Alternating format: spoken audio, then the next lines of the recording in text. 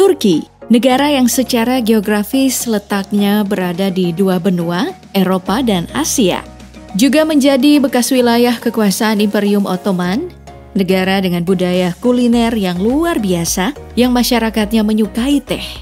Jalanannya dipenuhi kucing dan banyak wisata menarik. Tapi dari semua kejayaan masa lampaunya, masa kini yang terlihat terang. Ada sisi gelap yang jarang diketahui orang-orang. 99,8% warga negara Turki beragama Islam yang didominasi oleh kaum Sunni. Sisanya adalah Kristen Ortodoks. Tapi Turki menjadi satu-satunya negara Islam yang menganut paham sekuler. Urusan agama dipisahkan dengan urusan negara, yang artinya Turki menjadi salah satu sisi terangnya, sekaligus sisi gelap bagi penganut Islam taat. Karena alih-alih ingin dianggap bisa menjaga toleransi dan tidak sewenang-wenang terhadap agama minoritas, justru berubah menjadi diskriminasi gaya baru. Karena Turki pernah memberlakukan larangan penggunaan jilbab, termasuk di kampus, membuat beberapa anak perempuan tidak mendapatkan pendidikan. Hingga akhirnya tahun 2013, undang-undang yang dianggap paling represif ini pun dihapus oleh Perdana Menteri Turki kala itu, Recep Tayyip Erdogan. Larangan penggunaan jilbab dicabut bersamaan dengan larangan berjenggot bagi pria. Sebelum menjadi negara republik, Turki menjadi pusat pemerintah beberapa kerajaan-kerajaan besar. Dari Kekaisaran Achaemenid dari Persia pada abad ke-6 sebelum Masehi. Lalu berpindah ke tangan Alexander Agung dari kerajaan Yunani kuno pada tahun 334 sebelum Masehi. Berpindah lagi ke tahun 395, Kekaisaran Romawi Timur atau lebih dikenal sebagai Kekaisaran Bizantium. Hingga Osman pertama mengembangkan Kesultanan Utsmaniyah atau Turki Ottoman. Kerajaan Islam pertama di luar Arab, luas wilayahnya mencapai 1,8 juta kilometer persegi, mencakup sepertiga daratan di bumi, mulai kuat sejak tahun 1281. 6 abad lamanya menjadi imperium, raksasa penakluk yang ditakuti dua benua. Sampai tahun 1924 ketika Kekaisaran Utsmaniyah runtuh dan dimulailah Turki menjadi negara modern dan Mustafa Kemal Pasha atau Mustafa Kemal Atatürk mendirikan negara Republik Turki. Dimulai dengan menghapuskan jabatan khalifah dan khalifah terakhir diusir pada 3 Maret 1924. Ia juga menutup semua pengadilan agama, melarang pemakaian jilbab bagi karyawan sektor publik, menghapuskan Kementerian Hukum, Kanun, dan Yayasan Islam, mencabut larangan alkohol, mengadopsi kalender Gregorian untuk mengganti penanggalan Hijrah, menjadikan Minggu sebagai hari libur alih-alih hari Jumat, mengubah alfabet Turki dari huruf Arab menjadi huruf Romawi, mengamanatkan bahwa azan harus dalam bahasa Turki daripada bahasa Arab, dan melarang pemakaian topi fes. Masuk era Erdogan, beberapa aturan yang diterapkan oleh Atatürk perlahan dihapus. Para kritikus menganggap bahwa Erdogan menghilangkan warisan bapak bangsa itu. Yang lain beranggapan bahwa Erdogan ingin mengislamkan kembali Turki. Sayangnya itu sepenuhnya tidak benar, karena warganya kurang taat dalam menjalankan syariat Islam. Berpuasa bukan bagi yang mampu saja, tapi bagi yang mau saja. Di Turki juga membebaskan hiburan malam. Ironisnya, Erdogan atau Turki tidak begitu mesra dengan negara-negara Islam lainnya, seperti Arab Saudi dan sekutunya Uni Emirat Arab, yang dimulai sejak peristiwa Arab Spring di mana pengakuan Turki terhadap Israel dan terjalinnya hubungan diplomatik antara kedua negara.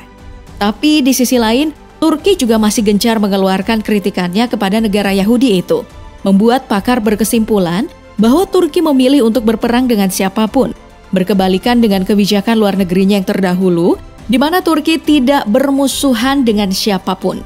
Hal ini semakin kentara tatkala hubungan Erdogan dengan NATO juga makin melemah. Sedangkan dalam negeri, kondisi politik juga kurang stabil.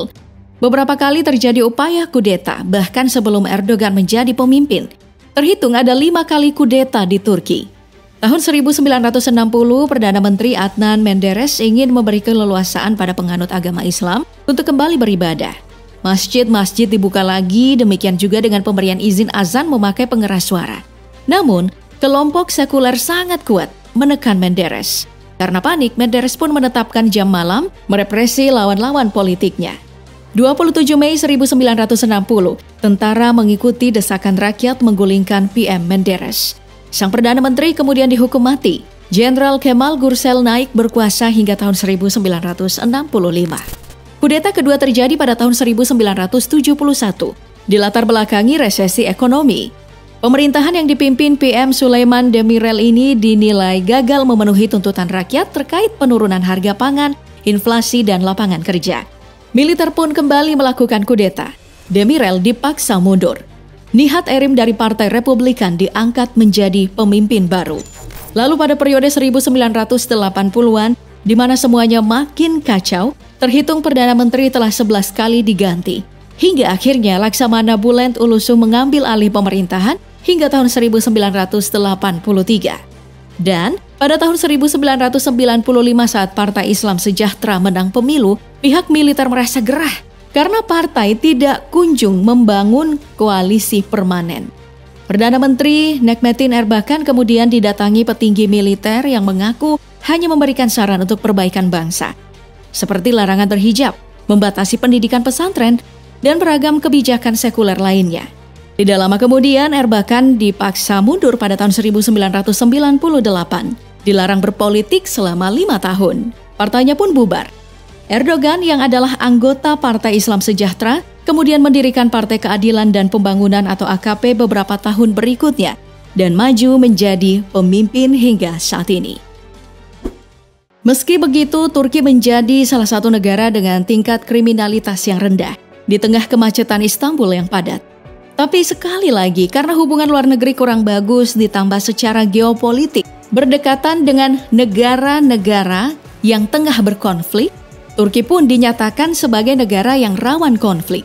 Salah satunya adalah Suriah yang sementara masih dalam kondisi tidak stabil karena pemberontakan orang-orang Kurdi.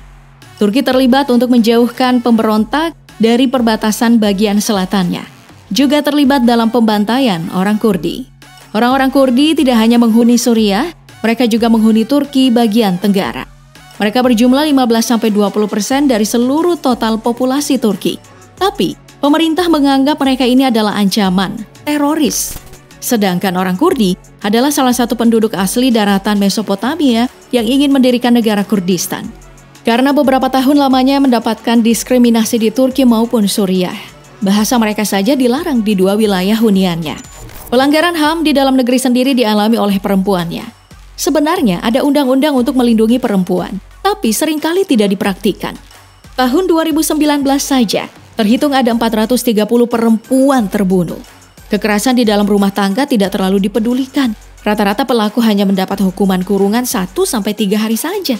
Diperkirakan setidaknya 1 perempuan meninggal dunia setiap harinya di Turki akibat kekerasan dalam rumah tangga. Tahun 2011 saat Konvensi Istanbul untuk perlindungan perempuan terhadap kekerasan seksual dilaksanakan, Turki memilih untuk keluar dari konvensi, membuat warga jadi geram. Hal ini diperparah dengan sempitnya ruang bebas berbicara. Turki sangat mengontrol alur informasi di media sosial. Pemerintah juga sangat ketat dalam mengontrol kebebasan bermedsos, dengan asumsi untuk menjaga penyebaran berita bohong dan disinformasi. Pada tahun 2020, pemerintah Turki telah secara besar-besaran meningkatkan kontrol atas konten internet dengan mengubah Undang-Undang Media Nomor 5651 dan mewajibkan platform dengan lebih dari 1 juta pengguna untuk membuka perwakilan di Turki. Dan beberapa masalah lainnya yang kurang terekspos, menggerogoti pemerintahan Erdogan yang terkenal dengan birokrasinya yang lambat, yang menjalar hingga ke urusan ekonomi yang menjadikan lira Turki, mata uangnya, menjadi mata uang paling fluktuatif dan lemah di dunia. Ya, seperti di negara kita, di mana urusan administrasi menjadi urusan yang paling pelik karena butuh waktu yang lama dan jalur yang rumit.